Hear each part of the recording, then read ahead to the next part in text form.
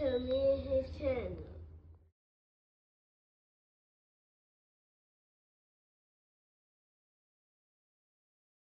What's up, it's your boy LOE Visuals. I'm back with another video. How y'all day going? Hope y'all vibing, y'all chilling, y'all enjoying y'all day. Y'all a productive day. We back at it. Before I start, make sure I smash the like button, smash the like button, smash the like button. On the road to 10K subscribers, hit the subscribe button, turn post notifications on. You want to find me on any other platform, my link tree is in my bio. Follow my X at Visuals LOE. Follow my TikTok at LOE.Visuals. Follow my Facebook at LOE Visuals. So let's talk about it. So, will Shedeur Sanders get cut from the Cleveland Browns? He just got injured his oblique yesterday. Very big thing, people were talking about it. But coming off that game against the Carolina Panthers, he went 14 for 23, 2 touchdowns. Very big game from him. A lot of people weren't happy, about that. The picture of Dylan Gabriel and Deshaun Watson sitting on the sideline, hilarious. But he did what he was supposed to do. But the question is, will he get cut? That's a very serious question. And right now, financially, as far as business standpoint, I don't think you cut him. But, the Browns and the G and the coaches, they don't seem to like him. So you might as well trade him and let him go. Don't I feel like the Browns are doing some cowardly things by they know they don't like him. They've expressed to us on multiple occasions, Dylan Gabriel's our guy. Dylan Gabriel's our guy. All right, cool. Well, let's get rid of Shedeur. Let's not have him on the depth chart for no reason when Dylan Gabriel's your guy. You're basically prolonging the inevitable because you like the spotlight on you. And that's fine, you like the attention that you get from having Shedeur Sanders. I promise you, nobody is gonna think about the Browns if y'all cut or trade Shedeur Sanders. And I think the Browns know that. This is the most relevant the Browns have been in years. Who have you seen, 2.2 million people watch a Browns preseason game? No, we not watching the Browns. I watch the Browns strictly for Shedeur Sanders. And right now, I'm going to watch Saturday because right now Shedeur may not play, and I want to see what Dylan Gabriel does. I'm going to give you guys another video where, I talk about all the quarterbacks and, they preseason performance. But I got to see Dylan Gabriel first, It's probably the last guy I got to see. I've seen Tyler Shaw. I've seen Shedeur. I've seen Cam. I've seen Jackson Dart. I seen all the young QBs. Quinn Ewers, I seen all those guys. I watched all the, the guys, QBs that got drafted. I seen what they could do. But Dylan Gabriel, I haven't seen what Dylan Gabriel could do. And in all honesty, I feel like they know they don't want to put him out there, or they're trying to prolong it. I think they were going to try to start Shedeur again. That first game, that was a game they wanted him to struggle in. They wanted him to do bad. They wanted him to be like, see, we told you he's not our guy.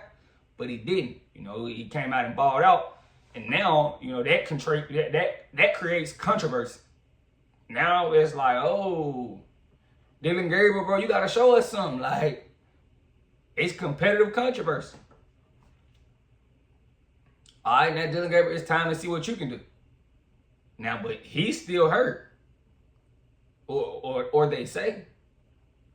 So we got some tape of Shedeur and what he can do, but you want us to believe that Dylan Gabriel's still the guy when we have no tape on him as far as in game. All we have is practice clips where it's been, heavily known that he's been struggling.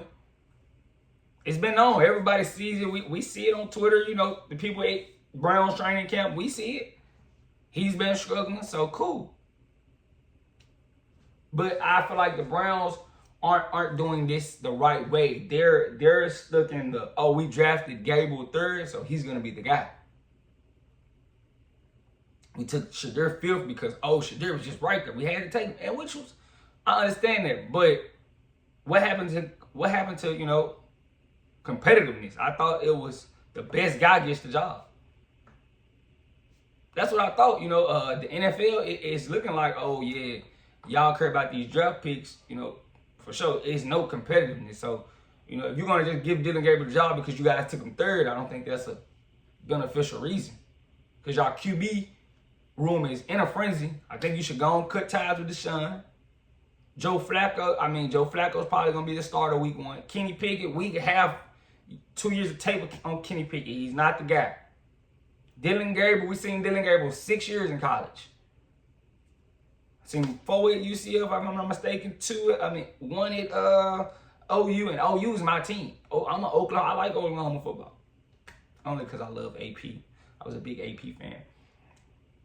But we seen him at Oklahoma, subpar. He got into that Oregon offense, and it's Oregon. Of course he's going to look dynamic in that dynamic offense. And he still couldn't get the job done. Respectfully. He still couldn't get the job done. So we've seen 6 years of Dylan Gabriel. So respectfully, you know. I'm not trying to hate on him, but I'm just saying what I see on tape. I seen it in college. I seen what Dylan Gabriel. If I'm being honest, if you put Shedeur on that Oregon team, they might win a national championship. Respectfully. They might win a national championship. Just how dynamic that offense was. They were very dynamic. But, yeah, that's the only thing I haven't seen. You know, I feel like we're not getting the fair shake from as far as competitiveness. We letting Dylan Gabriel, you know,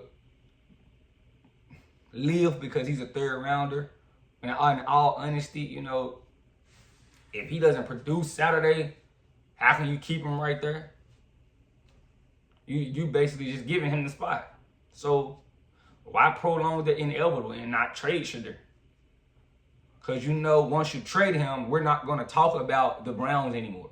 We're not going to care about the Cleveland Browns anymore. You're going to go back to being the worst franchise that you already are. And this is why it's been proven that you're a piss poor franchise. Right here, this is it right here. There's no other proof that we need that the Browns, if Shedeur, you know, doesn't make the team, it's a piss poor franchise. I can tell how the guys rally around him. You know, you see Njoku, him and Njoku got handshakes. They out there like, you know, like they locked in. And that's who you want to know about. Do the locker room, the locker room rally around him? And it seems like they does. They enjoy it. They like him. I don't know if I get that same feeling with Dylan Gabriel. You know, it's pictures of Dylan Gabriel, you know, next to the offense, and you know the offense doing the Shedeur, and Dylan Gabriel just, you know, look like he's the odd man out. You know, but I feel like the Browns, you know, if y'all know y'all don't have the guy y'all want, let them go. But I think they know deep down in their heart, we're not going to talk about the Browns anymore. If they let Shedeur, we don't care. You know, this ain't the first QB that came out and said that the Browns are a piss poor franchise. Manziel said. You see Baker, we thought Baker was actually terrible. But I'm like, bro, I seen Baker at OU. A lot of Baker at OU. He's not a bad football player. Cleveland Browns just destroy QBs. And we see when Baker got to Tampa Bay, looks like a totally different guy. So, you know, I think Cleveland, if they don't fix it, it's going to be bad and it's going to look bad on their part. But, you know, right now, if they do cut Shedeur, I think he gets picked back up quick. I think somebody grabs him quick. It's not going to be, oh, he's just sitting in free agency. I'm pretty sure that preseason game, somebody seen him. The coach seen that. They QB situation is not the best. You know, it's a lot of, the Saints seen it. You know, it's a lot of teams that need a QB that seen that performance. So I don't think him being cut is going to be him just being out the league forever. Somebody's going to come grab him. But, you know, I just feel like the Browns is screwing this up big. But let me know what you guys think in the comment section. Make sure y'all smash the like button, smash the like button, smash the like button. On the road to 10K subscribers, hit that subscribe button. Turn up notifications. I can find me on any other platform. My link tree is in my bio. Follow my X at VisualsLOE. Follow my TikTok at LOE.visuals. And follow my Facebook at LOE Visuals. I love you guys so much, so much, so much, so much, so much. I'm out.